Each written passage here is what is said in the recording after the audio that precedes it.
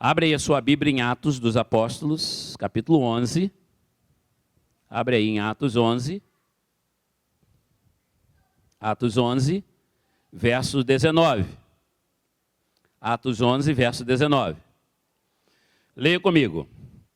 Ora, os que foram dispersos pela perseguição suscitada por causa de Estevão.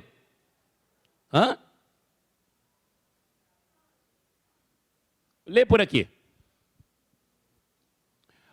Os que foram dispersos pela perseguição que sucedeu por causa de Estevão, caminharam até a Fenícia, Chipre e Antioquia, não anunciando a ninguém a palavra, senão somente aos judeus. Amém. Essa é a palavra. Quais são as características de uma igreja missionária na descrição bíblica?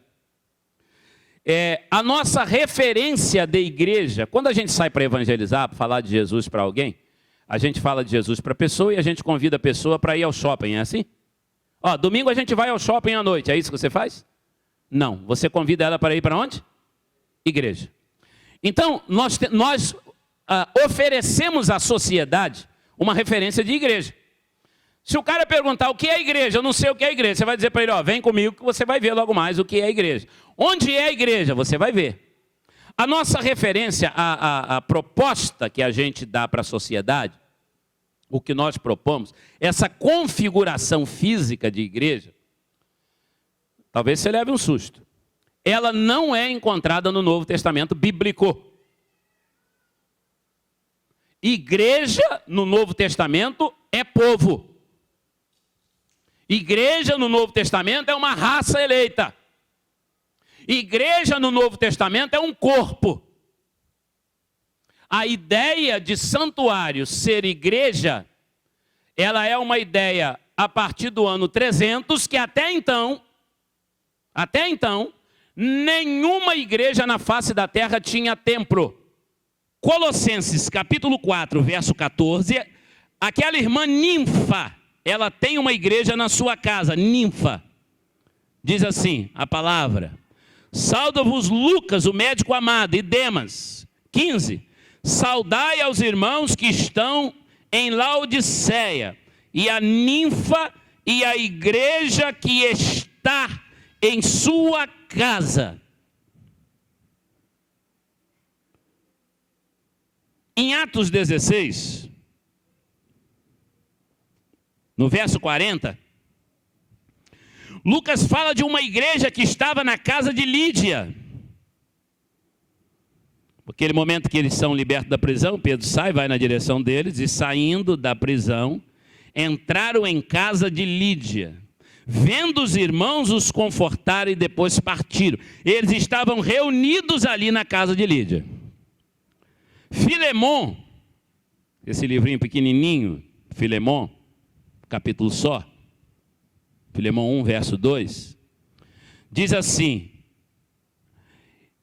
e a nossa amada Afia e Arquipo, nosso camarada, e a igreja que está em tua casa, está falando para Filemon, graça a vós da parte de Deus nosso Pai e do Senhor Jesus Cristo. E tem a igreja da casa da mãe de João Marcos, que era Maria, Atos 12, verso 12, diz assim: considerando ele nisto, foi à casa de Maria, mãe de João, que tinha por sobrenome Marcos, onde muitos irmãos ali se reuniam para as orações. Ora, igreja é rua, igreja é casa, igreja tem duas asas. Uma ave só voa normalmente se bater as duas asas. Então a igreja tem uma asa que nós podemos chamar de asa corporativa. O templo, os ministérios, os músicos, departamento infantil, as senhoras, a ação social, asa corporativa. Essa asa corporativa, ela surge a partir do ano 300, quando a igreja passa a ter templo. Até então ela não tem. Mas qual foi o grande problema que o templo trouxe para nós? A igreja abriu a asa corporativa e murchou a asa comunitária. Ela saiu das casas, nós saímos do meio do povo, das casas. A maior igreja do mundo hoje é a igreja do Poyang-Shu na Coreia, e foi um precursor no momento moderno do retorno às casas, aos lares. O Brasil hoje, ele é inundado de ponta a ponta de uma série de teorias e filosofias de ministério que levam as igrejas para as casas. M5, M12, G12, MDA, igreja em célula, tem um mar de movimentos. Mas você sabe qual foi a denominação que fez o primeiro movimento no Brasil de voltar com a igreja para as casas? Foram os batistas. Não foi isso, pastor Hélio? NEBs, Núcleo de Estudo Bíblico nos Lares. Ninguém no Brasil sabia o que era célula, nem a Valnilson Milhomem sabia o que era célula. Quando a nossa convenção começou a plantar NEBs, Núcleo de Estudos Bíblicos nos Lares. Uma pérola que Deus deu na mão da Convenção Batista Brasileira, nós perdemos, não entende? Não dá para entender por quê. A gente não interpretou bem a visão de Deus para aquele tempo. Eu me recordo do pastor Daniel na convenção de Salvador, que era o centenário, e ele foi para a convenção, eu era garoto. E quando ele voltou, ele passou por aqui, parou em Campos, pastoreava em São Paulo, e ele me disse assim: Rogério, há uma revolução. Eu era um menino, eu lembro do meu tio falando isso. Uma revolução vai acontecer no Brasil. Eu falei: de quê? Ele disse: as igrejas de evangelização, a Convenção Batista Brasileira. O nome do propósito é NEBs, Núcleo de Estudos Bíblicos nos Lares. Não deu 10 anos, tinha morrido tudo. Sabe por quê? Muita gente não quis trabalho. Muita gente não quis trabalhar. E quando você vai trabalhar no modelo bíblico, o seu conhecimento não vale nada, não serve para nada. Porque você vai ter que fazer o que o Espírito Santo manda fazer. Você vai ter que fazer o que a Bíblia manda fazer. E você vai ter que ir para as casas, vai ter que ir para os lares. Vai ter que tomar conta de gente. E tomar conta de gente, eu vou dizer uma coisa para você, é muito bom para quem é tomador de conta. Mas tomar conta de gente é necessário porque é a ordem do mestre. Ele ama gente. Ele morreu por gente. Ele tem um apreço por gente, por almas, que não dá para a gente entender. Nosso querido, amado maestro Valdenir Carvalho, né? Foi sepultado em Campos. Semana retrasada, né? Foi sepultado em Campos. E eu lembro, ainda menino, eu ouvi o Valdenir Carvalho cantar: não sei por que Cristo me ama. Cantei muito essa canção. Linda. E quer cuidar de mim. Não sei por que Cristo me ama.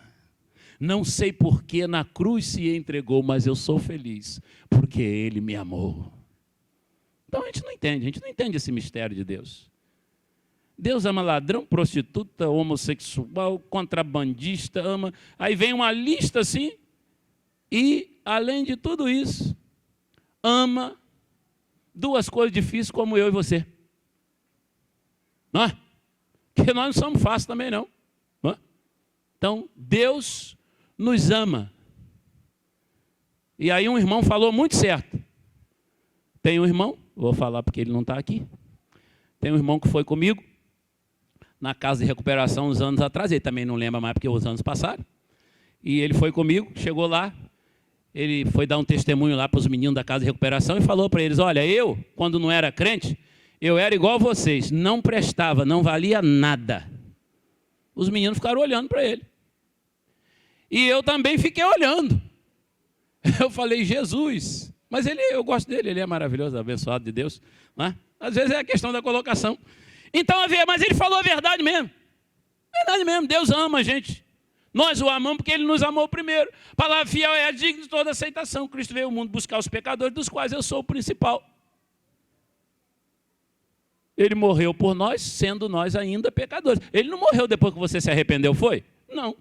Ele morreu quando você estava lá, naquele mar de lama, condenado ao inferno, ele morreu. Só que o que nós precisamos entender é que esse amor dele não é exclusividade nossa, de igreja local.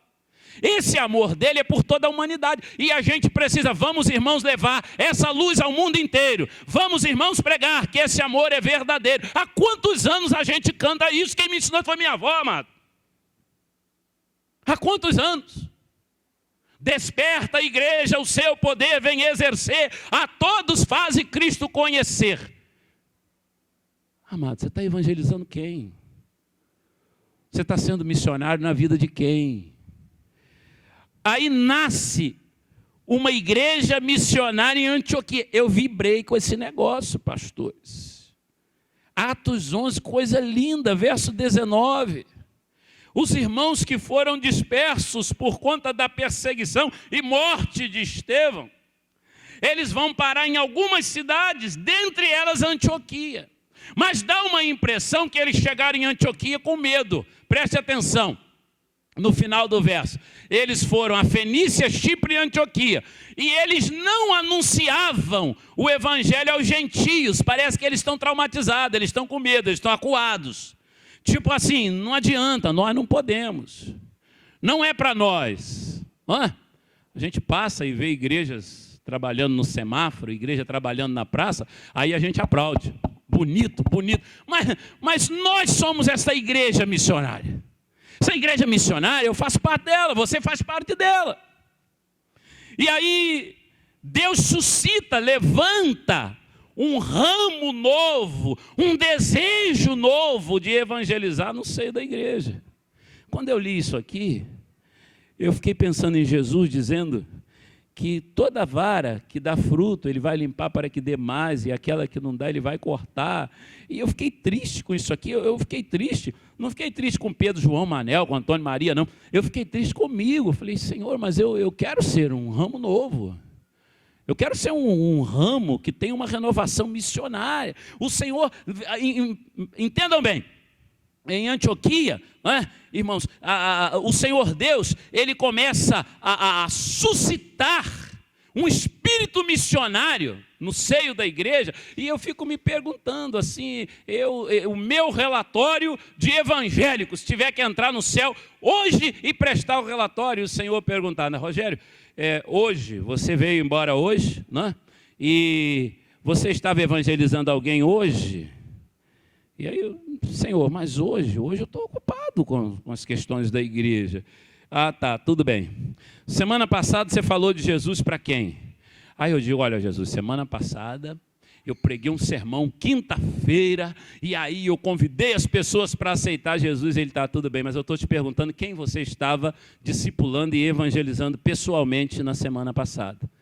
Aí eu falo, Senhor, só tem 2 pessoas. Mas você só tem 2 pessoas, com tudo que eu te dei, você só tem 2 pessoas.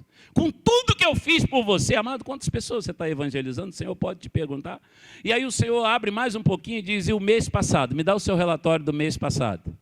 E aí eu vou dar o relatório do mês passado, ele diz, agora me dá o seu relatório do ano passado. E aí eu vou dar o relatório e ele vai dizer, agora me dá o relatório da sua vida, depois que você aceitou meu filho Jesus e você foi salvo.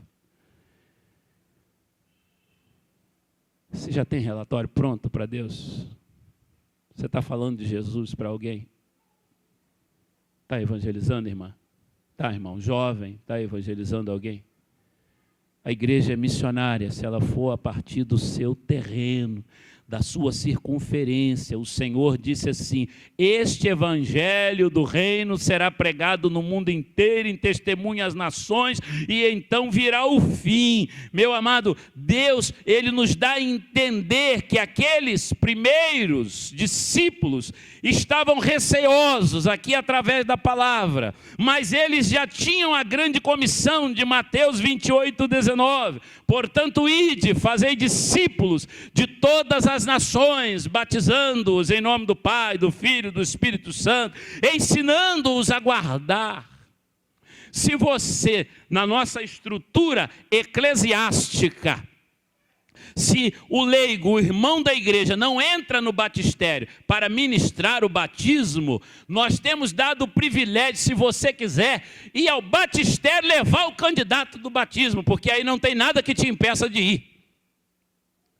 Se você quer evangelizar alguém, se você quer discipular alguém, comece hoje. E a hora que ele estiver pronto para batizar, você vem aqui e diz: pastor, eu quero ir lá no batistério, mas não quero para ser visto pela igreja. Eu quero para ser visto pelo meu Deus e dizer: está aqui, Senhor, o fruto pessoal que eu vim trazer. Esse é o meu fruto. Prepara o fruto. E traz o fruto para ser dedicado. Agrada-te do Senhor, e Ele concederá o que deseja o teu coração. Antioquia tinha um decreto de Deus que ia nascer uma igreja ali. Eu disse para vocês que eu não consigo falar tudo. Pulei um texto do sermão para poder parar. Tinha um decreto de Deus que iria nascer uma igreja ali. E aí o que aconteceu com os nossos irmãos? Volta lá para Atos 11. Aconteceu com os nossos irmãos que eles não falavam a ninguém, senão aos judeus. Atos 11. Agora coloca para nós o verso 20 de Atos 11. Atos dos Apóstolos 11, 20. Olha só. Leia aquilo ali comigo. E havia entre eles, os crentes, alguns homens cíprios e sirenenses, os quais, outra visão, entrando em Antioquia, fizeram o quê? Fez o que a gente não tinha feito. Aquilo ali me chocou. Aí o verso seguinte diz o quê? Verso 21. E, lê alto, irmão, a mão, e,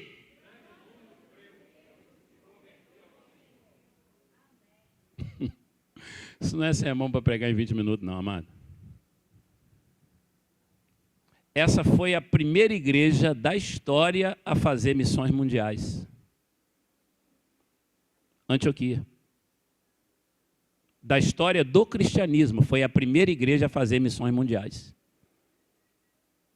Depois que esses irmãos defragaram um movimento de pregação, até porque você sabe que o sujeito, quando não conhece muito o terreno que ele está pisando, ele é mais corajoso. Ó, por isso que adolescente tem uma coragem, o jovem tem uma coragem. Às vezes eu estou ali em casa, ó, o diabo está rodando esse troço aqui, mas com a força. Ore, o demônio que fica ali naquela esquina ali, botando aqueles camaradas ali, pelados ali, aquelas mulheres ali, aquela indecência ali, aquele demônio que está ali, ele está circulando. E ele agora se irmou de matar por acidente. Aí, a semana passada, eu falei aqui, eu fiquei chocado. Eu passei mal semana passada o que eu vi. Uma senhora, naquele cruzamento ali atrás da igreja Maranata ali, ela entrou na frente de um rapaz. Mas foi uma batida, embolaram os dois para cima de poste, muro, isso 1h30 da manhã. 1h30 da manhã, o povo que anda nesse horário. Outra coisa, sai da rua de madrugada, você é crente, você é servo de Deus. Se você não está trabalhando, se você não está vindo da casa de Deus, sai da rua de madrugada. Sai da rua. Eu estou vendo uns 2 ou 3 crentes, negócio de, selfie lá não sei aonde, no bar não sei aonde de madrugada. Sai da rua que lá não é o seu lugar, meu irmão. Pastor, o senhor está se metendo na minha vida particular. Eu estou te orientando espiritualmente. Não brinca. Russell Shedd disse uma vez que o diabo é um leão numa corrente. Não entra na extensão da corrente que ele vai te devorar. Aí depois chora. Ah, mas eu sou crente, como é que aconteceu isso comigo? Como é que a minha vida estava andando? A vida está andando, você estava andando aonde, amado? Você foi procurar isso aonde? Onde você arranjou essa camisa de 7 varas para a sua vida, meu amado? Pelo amor de Deus, vai para casa. Você é servo de Deus, você não é desse mundo, você não compactua com isso. Sai fora desse negócio. Sai fora. Irmão, eu saí daqui quinta-feira, rodei por ali. Quando eu cheguei ali, eu rodei, passei aqui de novo. E a irmã Marlete, irmão G, deve ter pensado assim: pastor, não está certo da cabeça, não. Foi para lá, voltou de novo. Porque tinha um negócio, um movimento lá. Eu disse: eu não vou passar ali com os meus filhos, com a namoradinha do meu filho dentro do carro. Não vou passar, eu sou servo de Deus. Rodei, voltei de novo, fui lá para não sei para onde. Mas o bicho está circulando aqui, ó, com força. Aí bateu o carro lá. A dona desceu do carro, telefonou, vieram 2 homens de moto. Eu chamei a polícia. Vieram 2 homens de moto.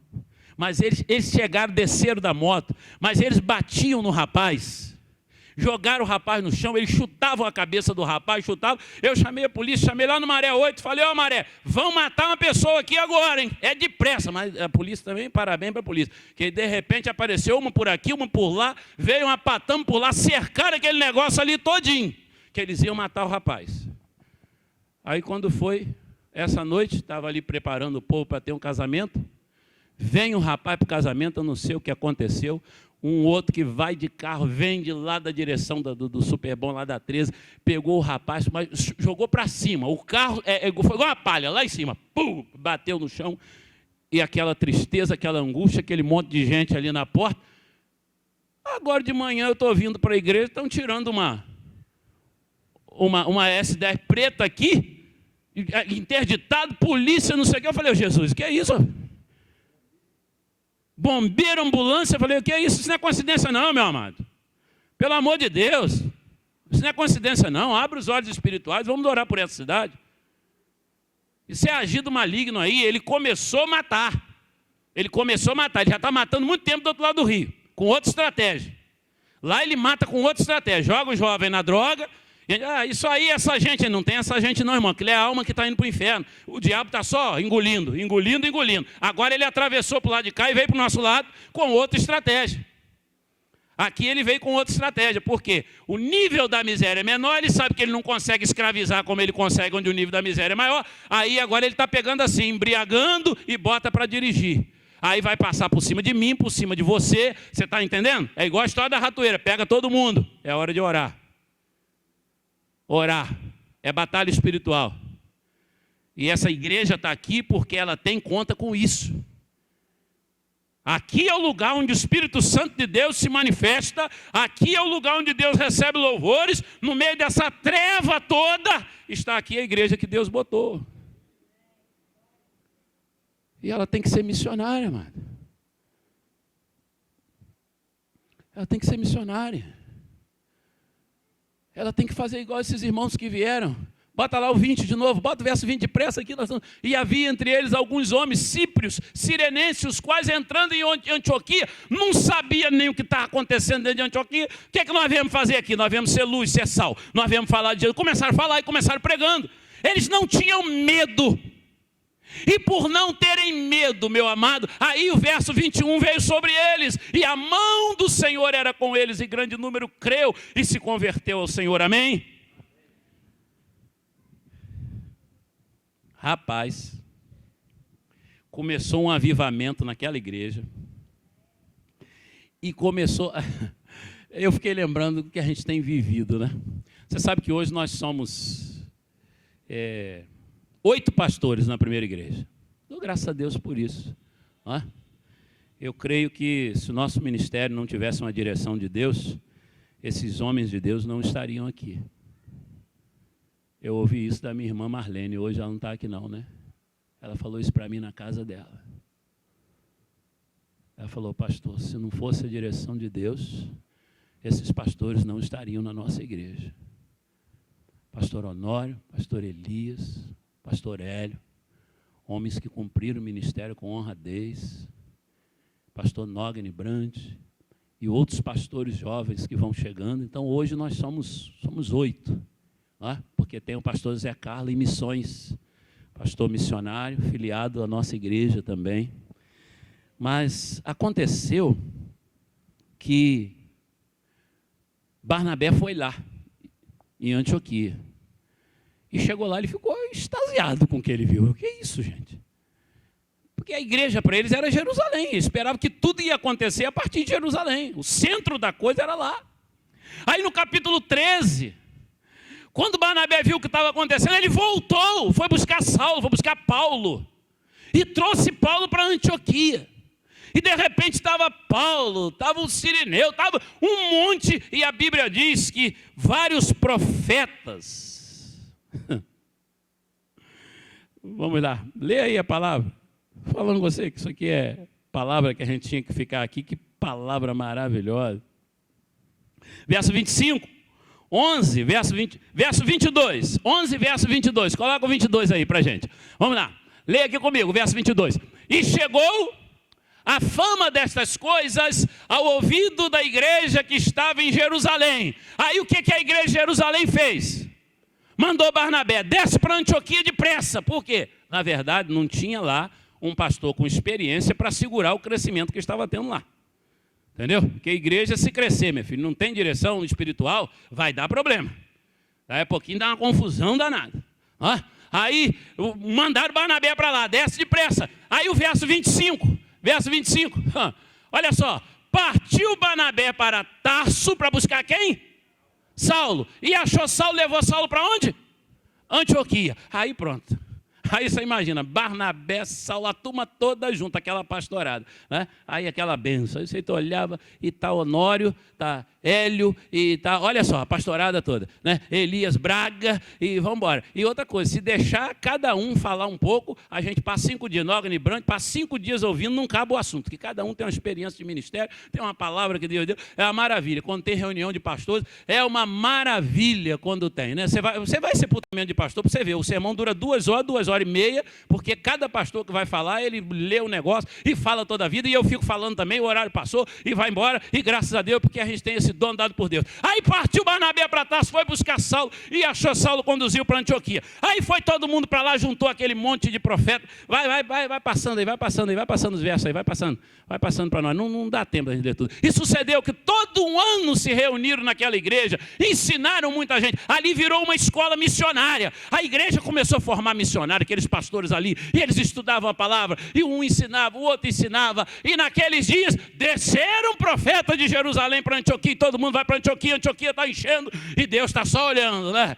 E todo mundo pensou que as coisas iam acontecer a partir de Jerusalém. Deus é maravilhoso, é soberano, que Deus extraordinário. Aí vem esse Ágabo, esse camarada, né, ele profetizou lá e a turma falou, ó, vai dar um problema aí, vai vir uma fome aí, e aí a turma vai entendendo. Vai lá para o capítulo 13, vai para 13, Atos 13. Bota aí para nós, capítulo 13. Atos 13. Achou não? Tá aí. Vamos lá. Leiam comigo. E na igreja que estava em Antioquia, havia alguns profetas e doutores. Olha como é que o negócio ficou bom lá, hein? Tinha nem igreja, agora está todo mundo lá, essa pastorada toda. A saber, Barnabé, Simeão, chamado de Níger, Lúcio Cirineu, Manaém, que fora criado por Herodes, o tetrarca, filho de adoção de Herodes, Saulo, e todos eles servindo ao Senhor e jejuando. E aí o Espírito Santo disse, apartai-me a Saulo e a Barnabé, para a obra que eu os tenho chamado.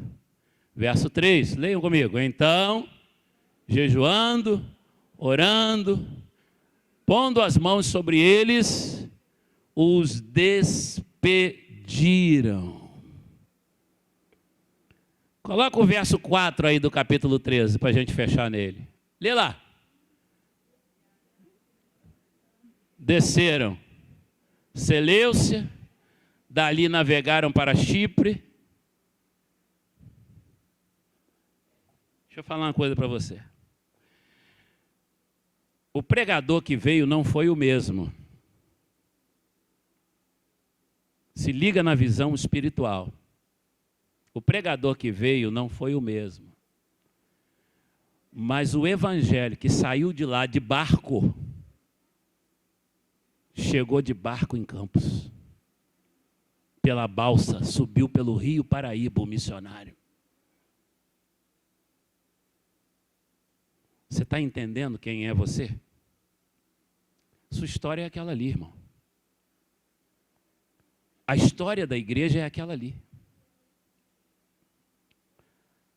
Pastor, a história da igreja é a história da ata. Não! A história da igreja é aquela ali, ó. Saiu de lá de navio e entrou de barco pelo Rio Paraíba e veio parar aqui. E os que chegaram de navio pela capital, embarcaram no trem e vieram parar aqui. Isso fazem 126 anos. Aí eu pergunto para os irmãos vão parar de evangelizar? Os irmãos vão parar de entrar nas casas? Os irmãos vão deixar a Antioquia morrer? Não pode, irmão. A igreja não pode deixar a Antioquia morrer aqui dentro. A igreja precisa ir para as casas. Que seja chamado culto de oração, núcleo de estudo bíblico, classe de estudos, que seja chamado de PGM, a gente dá o nome que quiser. Deus é tão maravilhoso que Ele não botou nome nesse negócio. Ele só dizia que a igreja estava nas casas. Esse avivamento de Antioquia não foi num templo, não teve templo. O avivamento veio sobre o ajuntamento deles. Não era uma organização, era um organismo. Assim começou Missões Mundiais. E assim chegou até nós. E a chama não pode se apagar. Amém? Deus de graça, de bondade e de misericórdia. Deus de Antioquia. Nós declaramos aqui nesta hora que nós somos a Antioquia do Senhor aqui na cidade de Campos. Nós declaramos nesta hora que a tua igreja, sobre a qual está a tua bênção, e a promessa de que as portas do inferno não prevalecerão contra ela, a tua igreja se declara Antioquia do Senhor para esta cidade e para o mundo. Em nome de Jesus, amém.